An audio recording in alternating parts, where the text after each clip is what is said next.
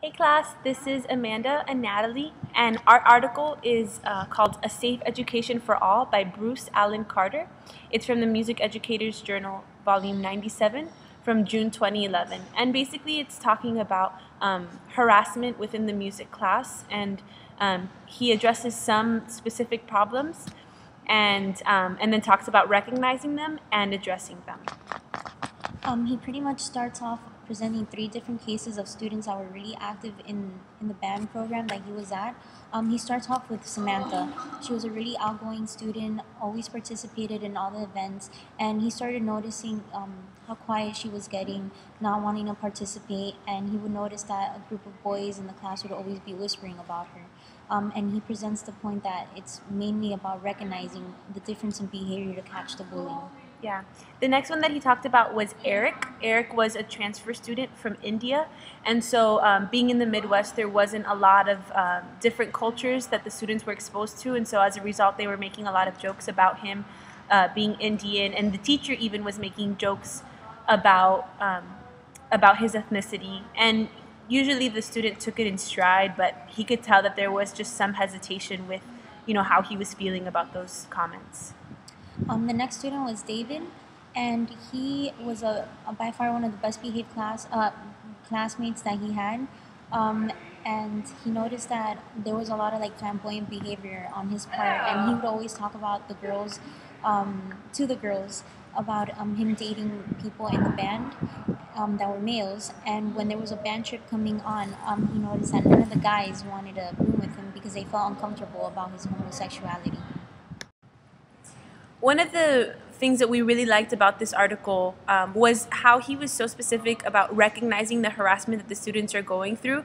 A lot of times as teachers, we're not aware of our students and about what they're going through. We're just worried about our curriculum and our program and how our program is going to sound, when really these students are going through a lot emotionally and getting bullied all the time. And so he did a really great job, I think, of outlining those different signs of how to identify the harassment and how to really recognize it and be aware of your students. One thing I feel that he should have touched on and that would have helped us as educators is pretty much just give examples of how we can take care of these situations. He gave us an outline of how to notice when something is going wrong, but maybe for Samantha, David, and Eric, he could have gave us a solution that he used, whether it was talking to the students that were harassing these other group of kids, or just going up parents, talking with the administrative. But this is something that we really need to find a solution for. So maybe that should have been included in the article.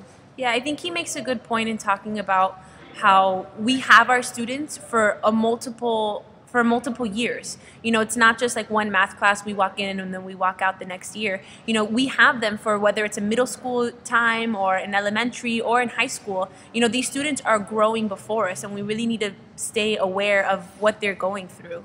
And it's also a major factor of retaining our students, because if the students don't feel comfortable in our classrooms and in the experiences that we're giving them, then they're just going to leave and they're going to have that bad memory of their music class, rather than we can help them stay in the music track and just keep them here and enjoy what music is, offer them that experience. Yeah, and if they're going through so much emotionally, they're not going to be able to express themselves musically with those emotions, if those emotions are negative when they walk into a music classroom.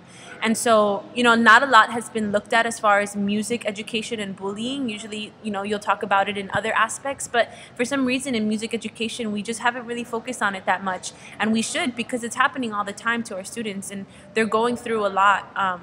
And we get to see their development as they grow. And if we're not aware of those things, like Natalie said, we're going to lose our students, and we're not going to be able to keep them, all of their high school years, and, continue to encourage them throughout their college years.